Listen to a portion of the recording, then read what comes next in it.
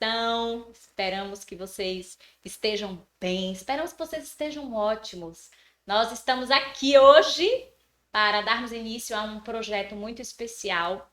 Esse podcast que vai te levar para um outro nível e eu não deixaria de convidar alguém que é muito especial para mim, que mora no meu coração, que é uma mulher virtuosa, talentosa, uma profissional exemplar, mas é uma super leoa de um coração gigantesco. Thaís Bandeira, seja muito bem-vinda. Gente, ela é advogada, ela é professora, ela é mãe. E a gente vai descobrir ao longo da conversa outros talentos de Thaís, já que ela vai nos ensinar muito nesse episódio. Seja muito bem-vinda, Thay. Obrigada, Bina. Obrigada pelo convite. Estou muito, muito honrada. A alegria é toda nossa, porque a gente ter a oportunidade de ter alguém como Thaís aqui é realmente sensacional. Já estou com papel aqui para anotar e eu recomendo que vocês tenham também papel, caneta nas mãos para anotar as lições de Thay, que, como disse há pouco, é multitalentosa, muito competente e aguerrida em tudo que ela faz. Eu conheço Thaís de longa data. A gente não vai ficar falando muito sobre períodos de tempo, né? Porque a gente não precisa falar da questão da idade, mas tá, muito bem-vinda, muito feliz de ter você aqui. E para a gente iniciar esse papo, eu queria que você contasse, compartilhasse com a gente um pouco da sua experiência profissional. De onde veio o direito e depois como é que as coisas foram encaminhando para ti, essa paixão pela docência, porque você é professora nata e a gente queria ouvir um pouco de você. Tá bom. Bina, eu acho que eu comecei a gostar do direito, a me apaixonar pelo direito por conta de minha mãe. Minha mãe se formou em direito na Católica, mas minha mãe não exerceu advocacia. Logo na sequência da formatura, minha mãe se casou com meu pai e eu e minha irmã nascemos assim, uma bem próxima da outra e eles fizeram um ajuste familiar de que minha mãe não iria trabalhar, iria tomar conta da gente pelo menos por um período. Minha mãe foi se encantando com as tarefas domésticas, com as tarefas de tomar conta de crianças e terminou não trabalhando.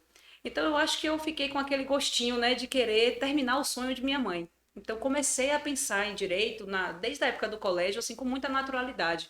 Era algo que me vinha com muita naturalidade. Mas assim que eu passei no vestibular e comecei a cursar direito, eu confesso que eu não me encantei. Não foi assim uma paixão à primeira vista, não. Eu achava a faculdade assim uns termos muito difíceis, rebuscados. Eu tinha uma dificuldade grande de aceitar aquele ambiente formal. Eu era meio hippie na época do terceiro ano, então eu entrei na faculdade com meu baque grande. Meu cabelo era pintado de vermelho, já tive mecha azul, enfim. E achei aquele ambiente ali muito formal. Falei, gente, nossa, será que isso aqui é pra mim mesmo? Pensei em largar algumas vezes, até que um grande amigo meu, que hoje é promotor de justiça, ele me disse, eu vou te levar para um estágio voluntário que você vai se encantar, porque é um trabalho muito humano e parece muito com você. E assim eu passei na prova do estágio do patronato de presos e egressos, acho que quarto, Sim! quinto semestre, no iniciozinho da faculdade. E comecei a trabalhar com essa questão de execução penal para pessoas carentes. Pronto. Daí eu consegui juntar duas paixões: esse trabalho humanitário e a questão do direito, realmente, o direito penal especificamente. Eu nunca estagiei, Bina, em nada que não fosse do direito penal. É impressionante. Se alguém me pedir para fazer qualquer coisa de outra área, eu não sei, mas não sei mesmo. Porque eu nunca estagiei, eu nunca tive nenhum outro contato. Do patronato, eu fui para a Defensoria Pública, estagiei também voluntariamente, e aí comecei a estagiar em escritório de advocacia. E disse, gente, isso aqui é para mim. Meus pais tinham uma visão muito assim de concurso público, queriam muito que eu seguisse essa carreira, demoraram a aceitar, né? E assim, a se conformar e a perceber que a advocacia poderia ser também uma porta aberta. Né? Na cabeça deles era a estabilidade, era a preocupação muito com isso, de como vai ser o dia a dia da advocacia para uma mulher que vai ter filho, enfim. Então era uma preocupação muito grande. E a advocacia na área criminal, né? Então acho que eu dei todos os sustos possíveis a meus pais de uma só vez. Não vou fazer concurso, vou advogar e vou advogar na área criminal. Então foi um início de carreira assim não muito fácil. Até em casa mesmo para conseguir mostrar que eu era capaz e que aquilo ali era realmente minha paixão. E aí vem a docência, né? Misturada com tudo isso, vem a docência.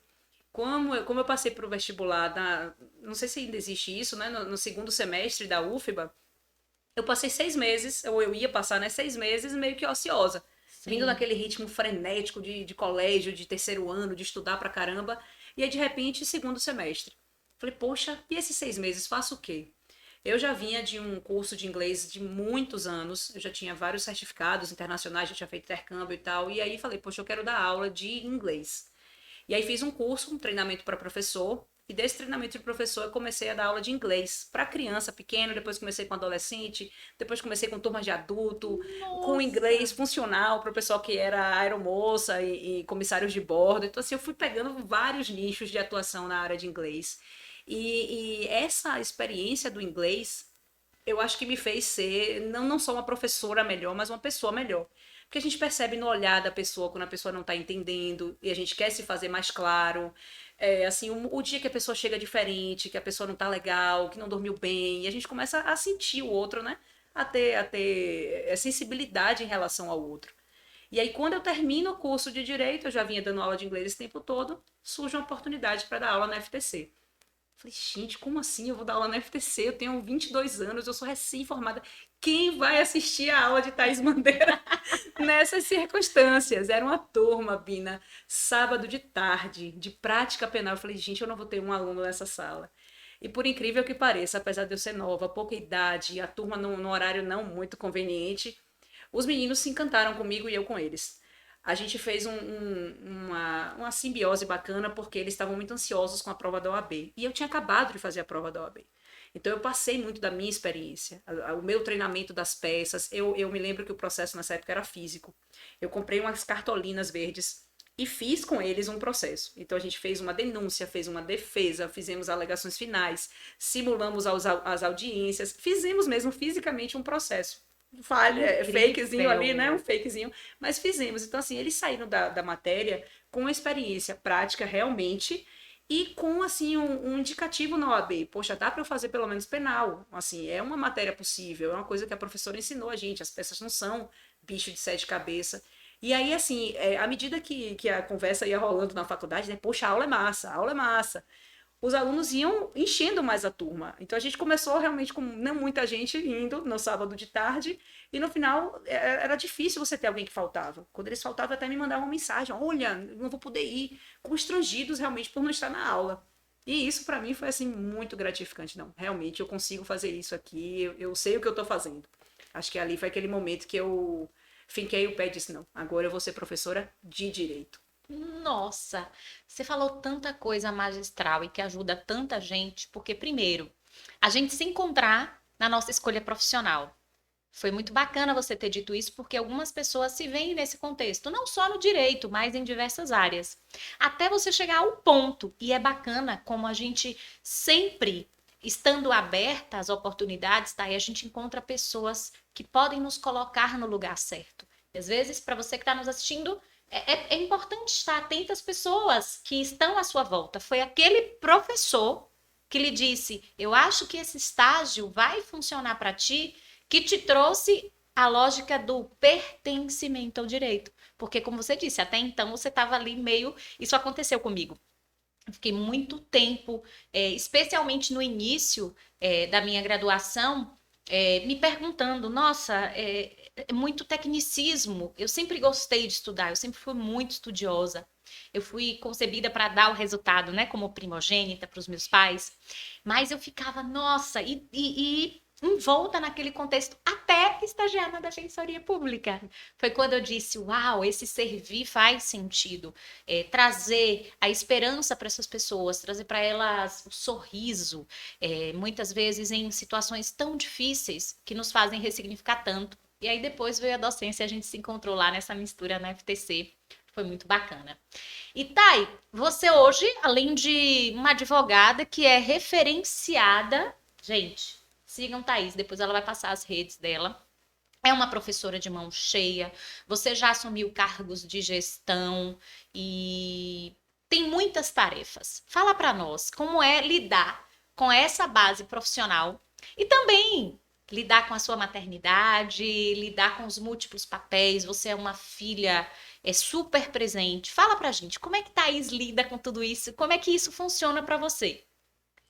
Bina, não é fácil, né? A gente sabe que não é fácil essas tarefas. Quanto mais tarefas a gente vai assumindo, mais responsabilidades também, né? Vem com as tarefas. E a maternidade me fez repensar algumas dessas questões, né? Antes eu dizia sim para tudo. Eu tinha muito isso de dizer sim para tudo. Eu não me permitia não estar em um espaço, não estar em um congresso, não estar em um evento. Hoje em dia eu já consigo frear algumas coisas que realmente ficam muito puxadas para mim. Tenho priorizado muitos momentos com a família. Eu acho que isso com a pandemia, eu acho que muita gente começou a pensar como eu, né? Porque a gente percebe que a gente precisa estar em casa, a gente precisa dar atenção, a gente precisa do acolhimento com os nossos filhos, com os nossos pais. Né? Meus pais já são idosos, então assim, são pessoas que precisam de um acolhimento, nós somos as pessoas que levam eles para passear, para o restaurante, enfim. Então, se eu não estiver presente, muitas vezes eles não saem, né? Não chegam a se divertir no final de semana. Então, em alguma medida, a gente vai aprendendo a priorizar as tarefas que realmente são mais importantes, as tarefas que realmente trazem para a gente ou um retorno financeiro ou um retorno de satisfação pessoal mesmo. Né? Eu acho que tem muito isso também. Às vezes a gente fica muito focado, principalmente no início da carreira, que precisa ter dinheiro, que precisa manter a casa, manter a família. Mas algumas coisas são também prazerosas para a gente, então a gente tem que fazer um casamento aí entre o que é algo significativo em termos financeiros, mas também como satisfação pessoal. E a gente vai fazendo essa sintonia fina, né, no dia a dia. Eu acho que o momento das aulas online, para mim, era muito curioso, porque várias mães reclamando: meu Deus, eu não aguento mais isso. E para mim era muito engraçado, porque eu dava aula na UFBA, virtual, né? E meu intervalo era exatamente no intervalo de Fernanda, de minha filha mais velha. E a gente se encontrava naquele momento na cozinha para a gente fazer nosso lanche, porque era o lanche que o horário do lanche da escola, também o lanche da faculdade. E aí a gente vai lanchar o que hoje? Aí a gente ia, preparava alguma coisa, a gente tinha um horário bem contadinho assim, mas Que era um momento delícia. muito gostoso mesmo. Tanto que quando ela volta para a escola, eu falei: ô Nanda, quem vai lanchar comigo agora no intervalo? Então a gente vai descobrindo novos prazeres, né? Novos formatos que a gente consegue ali colocar na nossa vida. E a aula online, para mim, longe de ser uma aula complicada, lá em casa, era algo que para a gente funcionou bem bacana. Funcionou no momento da gente se encontrar realmente. E de repente a casa da gente virou escritório, virou uma sala de aula, virou uma ambientação, como você disse, de convivência, de conexão. E fez muito sentido para nós lá em casa também, porque nós trouxemos a ideia de lar, né? E de um lar que pudesse ser funcional e multi. E que bacana que vocês puderam experienciar isso, mas você trouxe um outro ensinamento muito poderoso: saber selecionar. Eu acho que essa é uma dor de muitas de nós mulheres. Aprender a dizer não. E aí tu vai me permitir investigar um pouquinho mais nisso. Para você, qual foi a chave que virou quando você disse: agora eu preciso realmente ser mais seletiva? Não dá para, você disse assim, não dá para dizer sim para tudo, não dá para estar em todos os lugares. Essa é uma dor muito recorrente, tá? Eu acho que nós mulheres, nós temos medo de dizer não. Olha, eu não vou dizer não nesse congresso, porque senão não vão me convidar mais. Eu não vou dizer não nessa pós-graduação, porque senão não vão me convidar mais. E não é verdade. Às vezes a gente realmente não pode estar naquele espaço, naquele dia. E é melhor que a gente não esteja do que a gente estar ali e com a cabeça em outro lugar. A gente não vai ser 100%. Então, quando eu descobri isso, falei: olha, esse lugar aqui eu estou, mas eu não estou 100%. Então, eu não estou dando o melhor de mim. É melhor que eu, neste momento, vá para outra tarefa, vá para outra atividade, e no momento que eu estiver bem, que eu possa estar aqui de corpo e alma, aí sim, aí eu venho, aí eu estou presente. É normal, vão ter eventos de processo civil que você vai estar, outros você não vai estar. Vão ter eventos de penal que eu vou estar e outros eu não vou estar. Isso é até importante para que a gente tenha outras pessoas aparecendo, outras mulheres, inclusive, aparecendo também nesses espaços. Então, faz parte da vida. Mas no início é difícil a gente dizer esse não. A gente quer aparecer, a gente quer estar ali, e esse receio de não ser mais lembrado, de não ser mais visto, de nosso nome não ser mais cogitado. Não é verdade.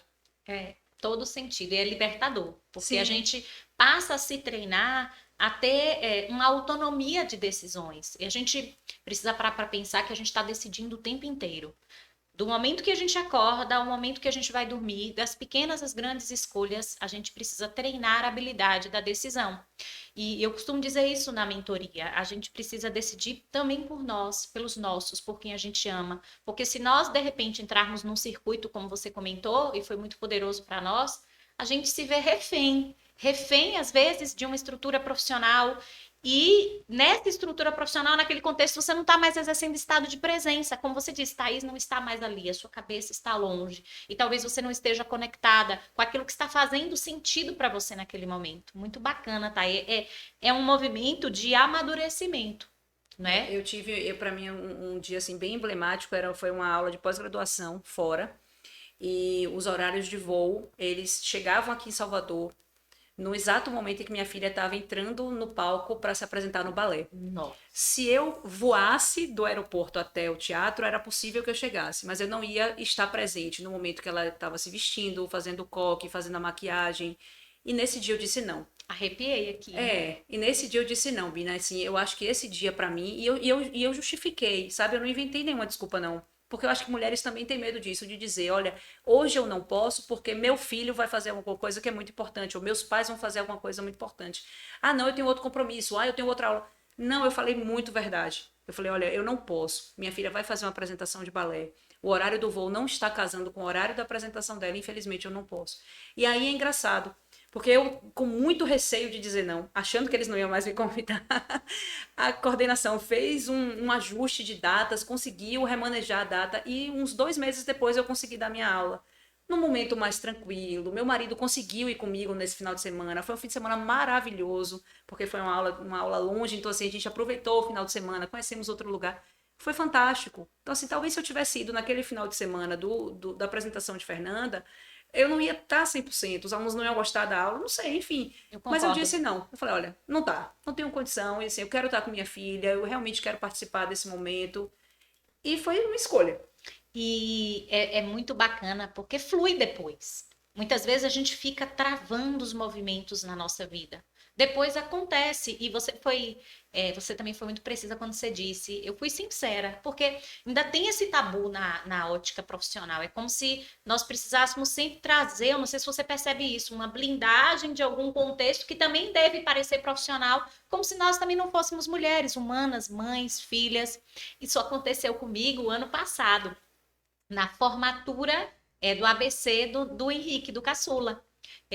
Eu tinha esse convite também para ir para um estado, uma super pós, mas era o momento em que nós iríamos celebrar a formatura dele de alfabetização num cenário pandêmico, em que ele aprende a ler nessa aula híbrida, num contexto em que nós fomos copartícipes lá em casa, eu, Guilherme e Cris, na leitura dele, eu disse não.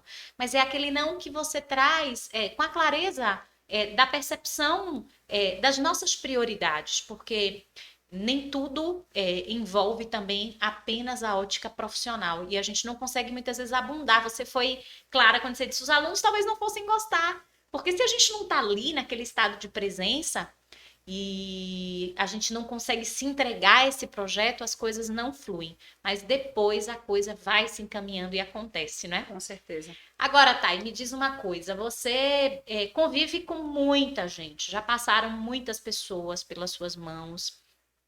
Hoje, se você estivesse frente a frente com tantas mulheres que vão assistir esse episódio da gente, e já tendo vivido tudo isso que você nos trouxe, que mensagem, que conselhos vêm do teu coração você traria hoje para essas mulheres, para todas as pessoas que vão nos assistir, iniciando a carreira?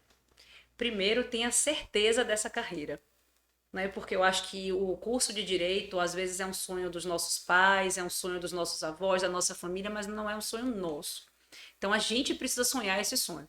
Se aquilo ali é realmente aquilo que você se encantou, aquilo que você se vê trabalhando, aquilo que você se vê no dia a dia, ótimo. Se não é, procure o seu sonho. Né? Não siga o sonho de outras pessoas. Eu acho que eu entrei no direito seguindo o sonho de minha mãe.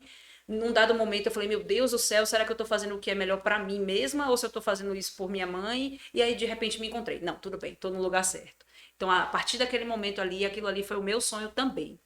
E depois que você encontra esse seu sonho, esforço, muito esforço. Nada vem fácil, né? A gente sabe que o início não é fácil. Eu me lembro que nessas aulas da FTC, no sábado à tarde, muitas pessoas me questionavam. Poxa, mas sábado de tarde você não tem final de semana, você não vai descansar, você... Poxa, mas veja, aquilo ali foi uma oportunidade única na minha vida. Uma pessoa recém-formada, conseguir dar aula numa universidade, aquilo era minha porta aberta. Aquilo ali foi meu primeiro espaço. Então eu disse sim, agarrei com unhas e dentes. Naquele primeiro momento ali, tive que deixar o lado pessoal um pouco de lado, porque precisei daquele momento, sabia que aquilo ali era um rito, né, uma passagem, depois eu ia voltar para um horário tradicional, né, ia voltar para um horário normal de aula, mas precisei naquele momento ali abrir mão de algumas coisas, eu acho que tem isso também, é você saber o momento de fazer a escolha, né, momento de fazer o movimento na sua vida, e aí tem horas que você abre mão, tem horas que você abre mão do pessoal, às vezes do profissional, é realmente uma sintonia que você tem que ir fazendo e não desistir, Bina. Eu acho que esse que é o principal, parece um clichê, né? Mas é a verdade, é não desistir. A gente vai ter obstáculo sempre na nossa vida. No relacionamento pessoal, numa sociedade de escritório, em tudo que a gente vai fazer, até se você, vou fazer concurso público para não ter esses percalços. Tem, porque você tem uma longa jornada de estudo, de preparação, de receber alguns nãos, porque você vai perder em algumas provas, é natural.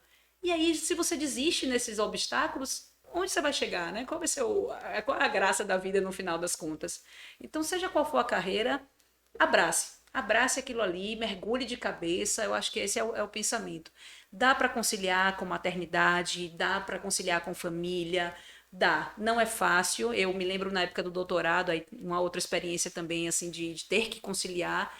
Na época do doutorado, eu com muita leitura, muito trabalho, as coisas do escritório, as coisas da casa, enfim. Eu botava minha filha para dormir e começava a fazer as leituras do doutorado.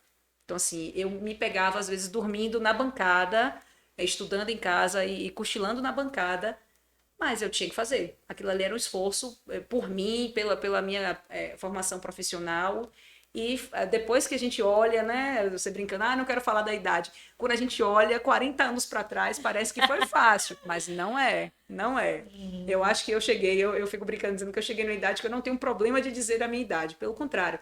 É um momento que a gente tem uma liberdade grande de falar sobre o passado, né? Falar sobre esses 20 anos aí da carreira profissional de uma forma muito tranquila, né? Mostrando o que foi o erro, o que foi o acerto.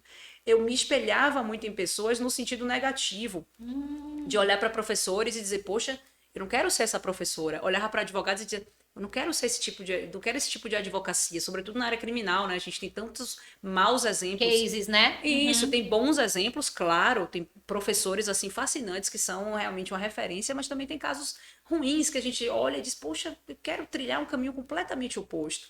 Eu acho que isso é referencial, tanto para o bom quanto para o ruim, para a gente se espelhar e dizer, não, eu não sou nesse formato, meu modelo é próprio, meu modelo não é desse jeito aqui. Nossa, agora você chegou. Incrível tudo que você disse. Primeira coisa que eu queria só insistir um pouquinho com você. Sonho. Sonhar o nosso sonho. Escolha profissional. Hoje, eu tenho atendido centenas de mulheres, centenas, tá? Que fizeram escolhas profissionais pautadas nos sonhos dos outros. E incrível, porque nós não ensaiamos nada, tá? Eu não sabia que Thaís tinha escolhido direito porque ela tinha uma experiência em casa com a mãe dela.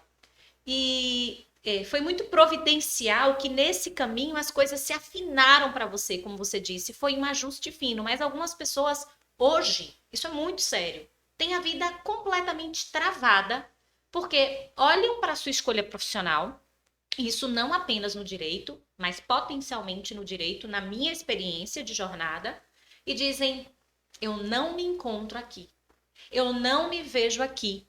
E dentro desse movimento surgem, inclusive, medos, inseguranças e travas nesse contexto. Então, Thaís, ela foi muito assertiva e intuitiva quando ela disse, observe o teu sonho. Porque eu acho que tudo começa daí. Porque se eu não estou diante daquilo que faz sentido para mim, no meu mover profissional, é muito difícil que eu tenha força para servir. Eu também, Bina, eu tenho encontrado ao longo desses anos vários ex-alunos e ex-alunas que aí quando a gente se encontra no ambiente, no shopping, no restaurante, aí eu pergunto, e aí, tá fazendo o quê? Ah, não, eu tô fazendo tal carreira. Ah, não, eu abri uma loja. Ah, não, eu tô no restaurante. Coisas diversas. E estão muito bem, estão muito felizes, estão em outra vibe. que não foi o direito.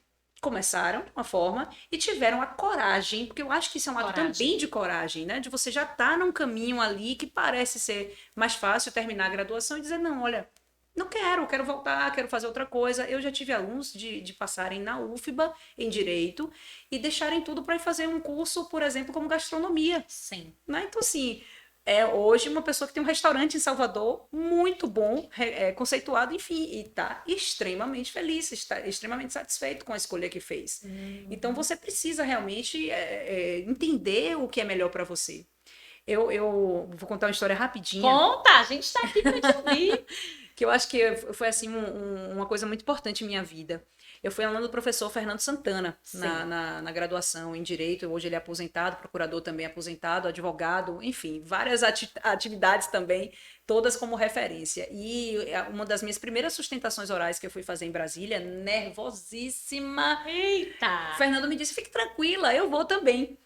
Eu estava no TRF e ele estava no STJ. Ele fez, quando você acabar, você vai para lá, porque a minha começava 1h30, a dele 2h, então dava o horário? Dava. E aí, quando eu acabei a minha, eu tive êxito, né? A minha foi bem bacana, assim, apesar do nervoso, né? A mão suada, nossa. Mas foi super bacana a minha, e aí eu falei, na época não tinha Uber, peguei um táxi e aí fui correndo para o STJ. Quando eu cheguei, ele estava entrando na tribuna para falar. Fernando fez uma sustentação oral tão emocionada, ele se tremia, ele chegou a chorar no final, enfim, um negócio assim muito bonito mesmo. E depois, anos de advocacia. Aí quando ele acabou, ele foi lá fora, deram um copo com água, né, para ele, que ele estava bem emocionado. Eu perguntei, professor, como é que o senhor consegue, depois de tantos anos advogando, fazendo isso aqui como rotina, né? E Sim. ficar tão emocionado. Aí ele me pegou pelo braço e fez assim: você sabe qual é o segredo da vida? Brilho nos olhos. Uau. Não esteja numa relação que não lhe dê brilho nos olhos, não esteja numa profissão que não lhe dê brilho nos olhos. E aquilo ali, para mim, foi extremamente marcante. Toda vez que eu tô numa coisa, né? Seja um casamento, numa faculdade ou numa sociedade, que eu começo a não ter brilho nos olhos, poxa, tem alguma coisa de errado. Porque se Fernando, depois de anos, estava ali emocionado porque tinha brilho nos olhos, essa emoção não pode se perder. A partir do momento que você não enxerga isso na sua vida, tem algo de errado. Com Nossa, aí a certeza. emoção chegou aqui. Deu para É. arrepiar vocês que estão em casa também. É exatamente isso, brilho nos olhos, né? E dentro desse contexto, eu acho que tudo que você foi nos trazendo de ensinamento supõe estarmos no nosso lugar de brilho nos olhos. Porque eu só consigo fazer boas escolhas, eu só consigo ter disciplina. Você falou em esforço. Bina, tem que ter muito esforço. Você consegue lidar com o esforço, com abrir mão do final de semana. Você consegue lidar, não é, com ter um tempo mais reduzido para as outras áreas da sua vida em prol de um objetivo num sábado à tarde, porque aquilo ali trazia brilho nos olhos para Thaís. Né? Thaís, num processo criativo, conduzindo os alunos, montando autos fake para levar o melhor. Você estava no seu lugar. E a gente não pode se permitir viver uma vida sem que a gente consiga encontrar esse nosso lugar, sabe, Thay? Esse é um chamado muito forte para mim hoje. E como você disse, muitas pessoas também, foi poderoso o que você disse, estão presas a esse canudo porque acham que a vida vai se perder, como se houvesse, na verdade, ali uma perda de tempo e a coragem de assumir que aquilo ali, naquele contexto, não faz mais sentido para nós, vai fazer uma mudança. E além de tudo isso, existem paradigmas que estão prendendo essas pessoas. Como, nossa, como é que você vai largar o direito para fazer gastronomia? Isso dá dinheiro? E você disse, eu tenho um aluno que saiu da graduação em Direito na UFBA para fazer gastronomia e hoje tem um restaurante em Salvador. Porque isso é fluxo de vida. Se nós insistimos em nos mantermos num lugar que não faz sentido, não traz brilho nos olhos, é como se nós não estivéssemos sendo colocadas como sementes na boa terra.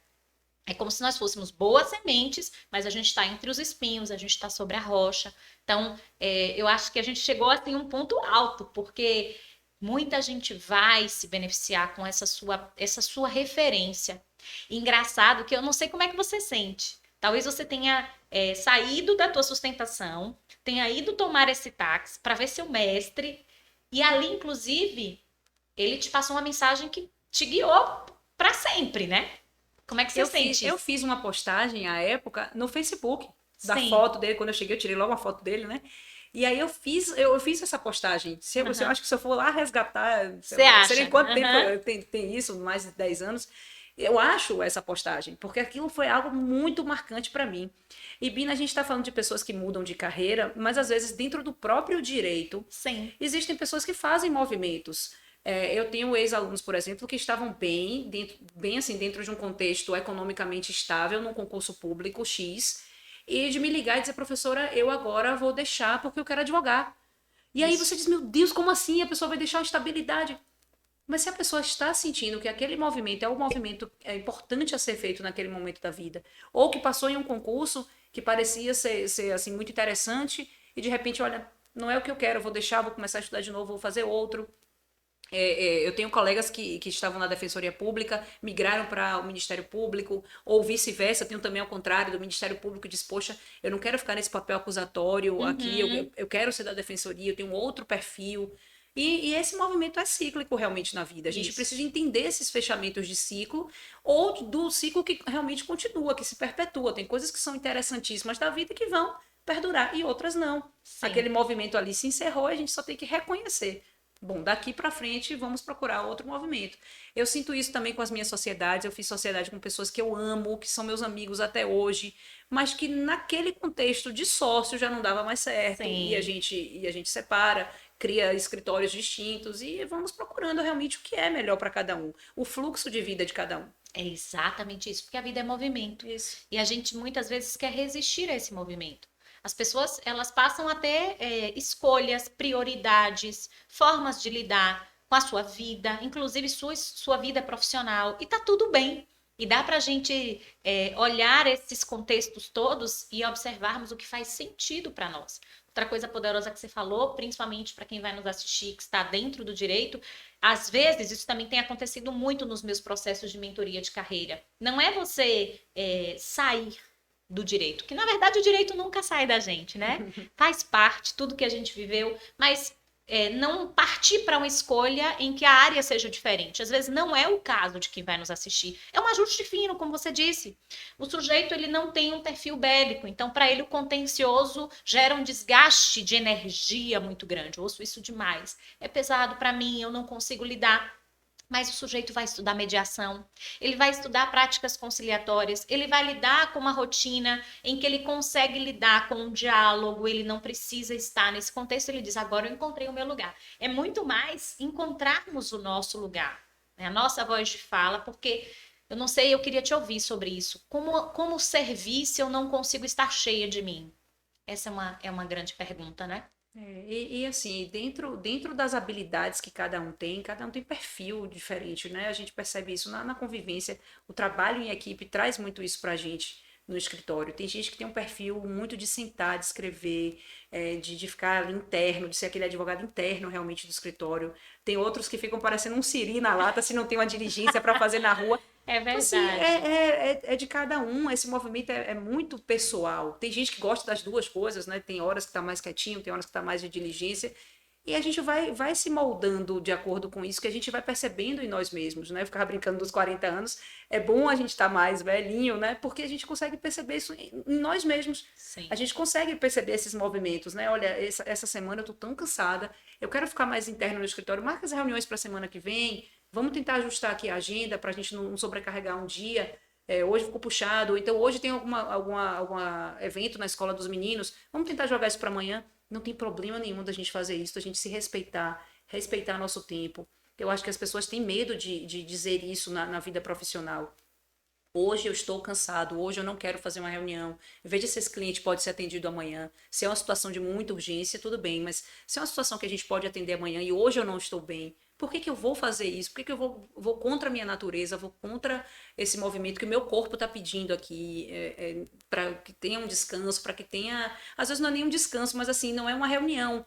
A reunião a gente tem que estar ali presente, a gente tem que estar ali muito atento. Eu ontem fiz 2 audiências durante o dia, até postei uma foto no Instagram no final, assim, se você perguntar, foram audiências online, você nem foi para o fórum, mas me absorveu muito, porque Sim, eu tinha que estar atenta o tempo inteiro às falas, copiando e fazendo perguntas. Aquilo ali mentalmente me cansou muito, apesar de não ter tido deslocamento, engarrafamento. Eu estava no meu escritório, mas fiquei muito cansada, psicologicamente cansada. Chegou no final do dia, um cliente me mandou uma mensagem: olha, preciso falar. Amanhã, muito cedo, eu te ligo. Eu hoje estou, assim, muito cansada e eu não vou ter atenção suficiente para lhe trazer a resposta para sua demanda. Hoje, cedo, lhe juro, Bina, antes de 6 horas da manhã, eu mandei mensagem para ele: já estou acordada. Assim que acordar, pode me mandar mensagem. Pronto. Então, assim, não pude atender ontem, estava realmente cansada. Hoje, 6 da manhã, estava disponível, estava plena, estava ótima. Conversei com ele de manhã, num outro formato, que eu tenho certeza que ontem eu não ia conseguir oferecer.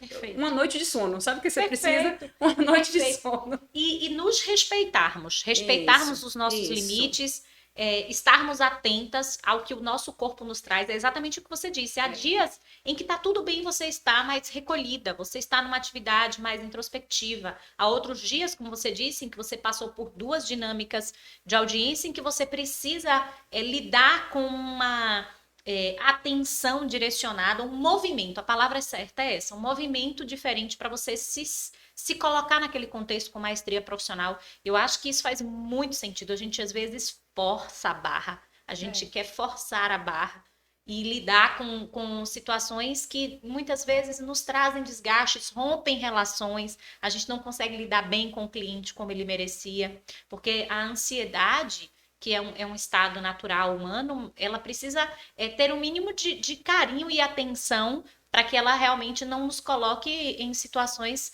que a gente não merece, as pessoas que estão ao nosso redor também não merecem. Isso na nossa profissão é algo magistral. Bina, assim, eu acho que também muita gente se descuida um pouco também da própria saúde em função de trabalho. Eu vejo tantas pessoas dizendo: eu não tenho tempo de ir na academia, eu não consegui nem almoçar hoje e tal. Sim. Isso é Como tão se isso, importante. inclusive, fosse positivo em algum Positivo, momento, né? exatamente. Eu nem almocei hoje. Sim, como assim Uhum. você não almoçou? Você precisa fazer uma refeição. Eu comi um sanduíche. Eu não me permito mais fazer isso. Eu não me permito não ir na academia. Eu não me permito mais isso. Porque isso me faz muito mal. E eu não vou dar o meu melhor se eu não estiver fisicamente até bem. Então, eu acho que isso também é um movimento de você respeitar seu corpo, respeitar seu limite e ter o seu momento para si. Não precisa que você, no meio da manhã, né, às 10 horas da manhã, eu vou para academia. Acorda mais cedo, faz um yoga, faz alguma coisa que respeite seu corpo, se você acha que é algo mais tranquilo, que lhe faz bem. Faz alguma coisa mais tranquila, se alimenta com tranquilidade, bebe água, né? Aquele momento que você precisa parar, fazer um lanche, beber um cafezinho no escritório. Às vezes, 15 minutos que a gente fica brincando lá no escritório, conversando na copa, a copa é desse tamanho. Que Sim. parece, né? A copa. Não. É desse tamanho, mas às vezes fica todo mundo dentro da copa, dando risada. Um leva um lanche, um levou uma fruta, outro levou um bolo, aí fica brincando. Pô, você só traz porcaria, você só traz coisa de comer, de engordar. A gente fica naquela brincadeirinha ali em 15, 20 minutos, a gente volta para o trabalho de outra forma, com outro espírito, com outro clima. Uhum. Essas pausas, né, são importantes também. A gente precisa respeitar. Tem um prazo para hoje, não vou almoçar. Almoce.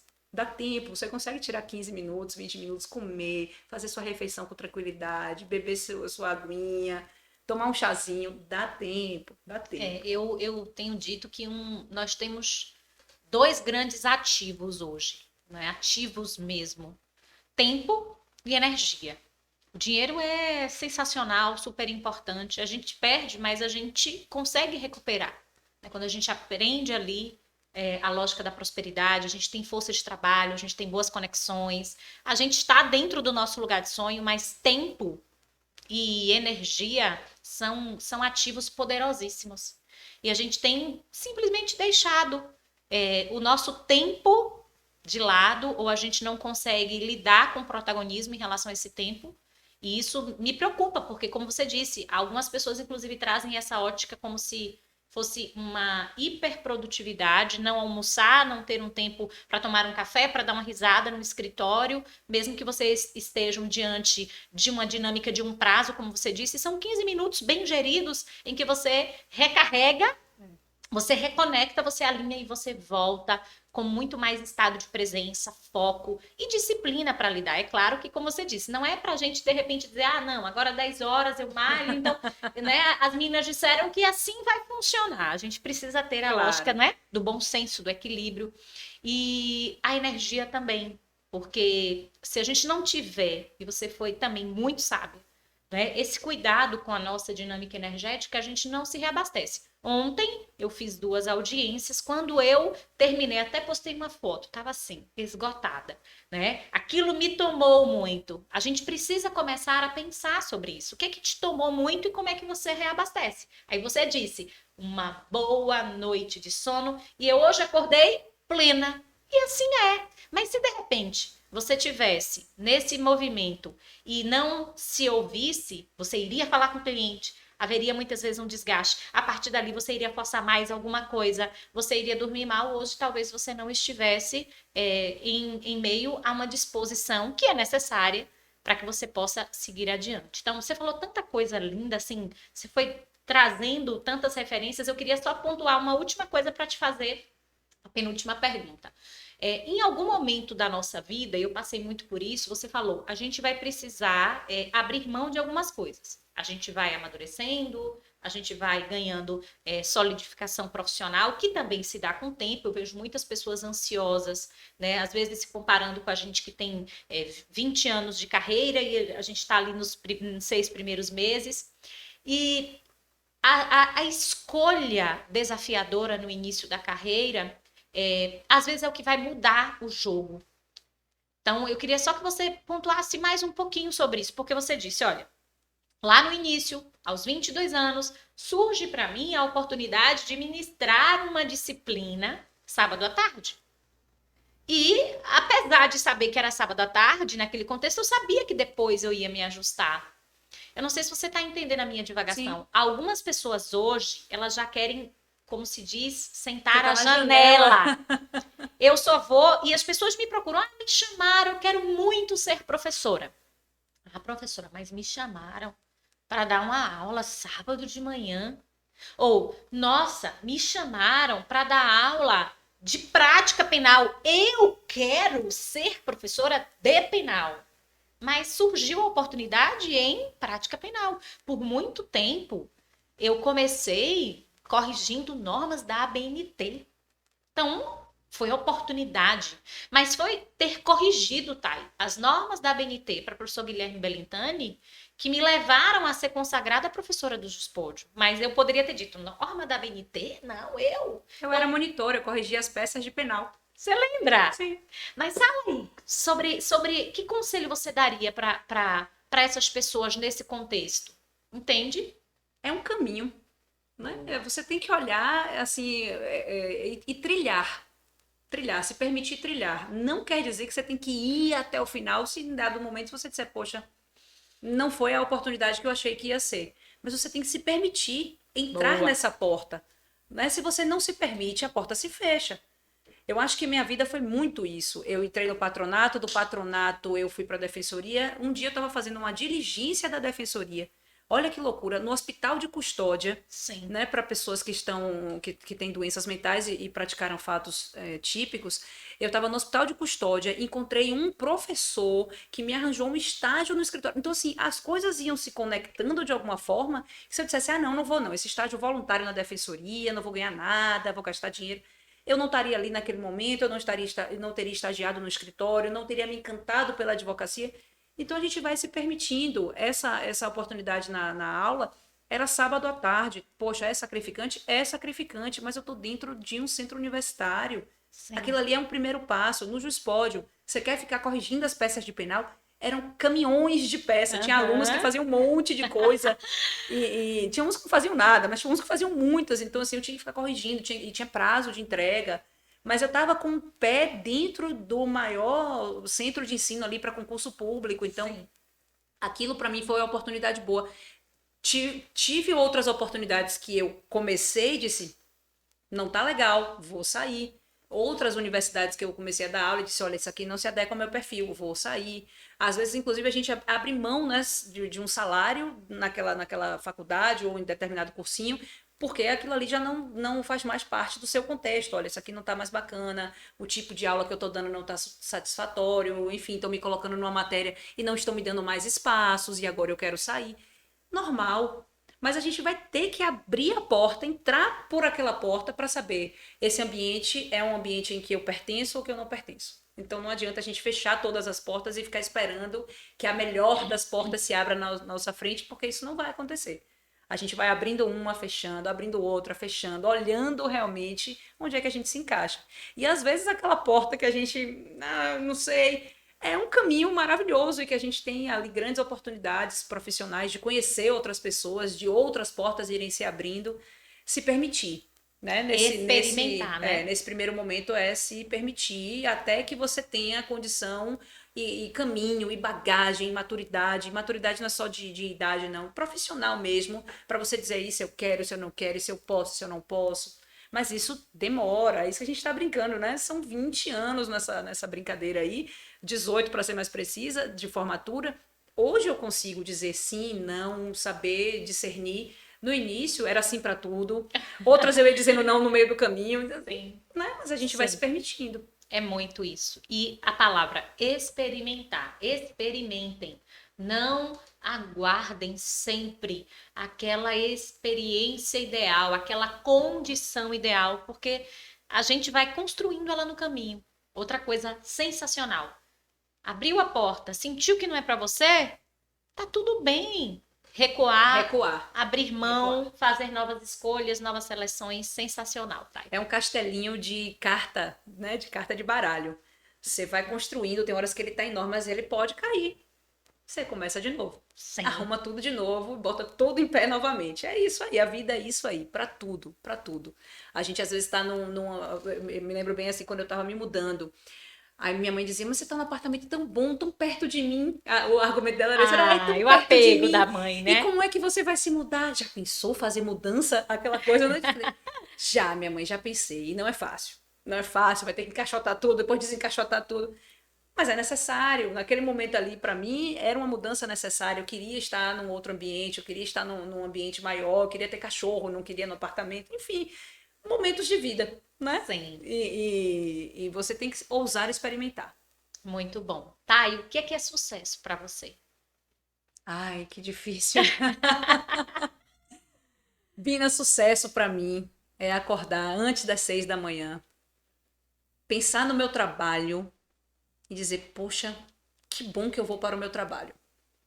Para mim a sensação é essa. Se você me perguntar se necessariamente tem a ver com dinheiro, eu acho que o dinheiro é uma consequência de tudo isso, né? Mas é essa sensação de você estar no lugar certo, fazendo a coisa certa. Para mim isso é sucesso. É um ambiente que eu permito, por exemplo, trazer meus filhos. Eu gosto quando meus filhos vão, todo mundo já que me segue nas redes sociais deve ter visto, meus filhos na OAB, meus filhos em palestras minhas. Por quê? Porque eu quero que eles também se inspirem, se for a praia deles, que eles estejam também nessa minha praia, mas isso para mim é sucesso, é conseguir envolver meu profissional, meu pessoal e estar bem.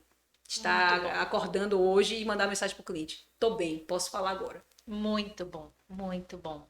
Que mensagem final você deixaria para as pessoas que vão nos assistir? Se você estivesse frente a frente com elas agora, que conselho vem no seu coração nesse momento que você gostaria de deixar de presente como um legado? Primeiro, sonhe aquilo que lhe pertence. Não sonhe aquilo que alguém projetou para você. Né? Acho que esse é o primeiro ponto. Acredite, se você sonhou, acreditou, siga em frente. Siga em frente, não desista, não é fácil, nada é fácil, mas siga em frente. Muito bom. Gente, nós conversamos com essa mulher, vocês sentiram, né? Ela vai deixar agora o Instagram dela, os contatos dela, onde é que a gente encontra, porque eu sei que vocês vão querer procurar a Thaís, né? Thaís, que como eu disse no início da nossa conversa, ela tem uma série de titulações, ela é uma advogada na área criminal, na área penal, reconhecidíssima, não só pela competência, pelo profissionalismo, mas pelo caráter, pela forma como ela imprime o trabalho. É uma professora que carrega multidões, já assumiu cargos de gestão, mas é um ser humano que você tem vontade de colocar num potinho e levar para casa. Vocês perceberam, né? Então, muitíssimo obrigada, Thay. Deixa teu Instagram, deixa teus contatos, porque as pessoas vão querer falar com você, inclusive falem com Thaís. Assisti, Thay, foi muito bacana. Deixa teus contatos para que as pessoas possam te procurar. Meu Insta, gente, Thaís, com TH, Bandeira Passos. Olha que Podem ficar maravilha. muito à vontade e deem retorno sobre essa nosso bate-papo, né? Não Nosso posso nem dizer que foi uma bate-papo. entrevista, foi um bate-papo. Nossa conversa. Um beijo, gente. Mandem sugestões de temas para que a gente possa conversar. E dá para fazer depois outros episódios com Thaís, porque tem muita coisa para ela contar para a gente ainda, né? Um beijo!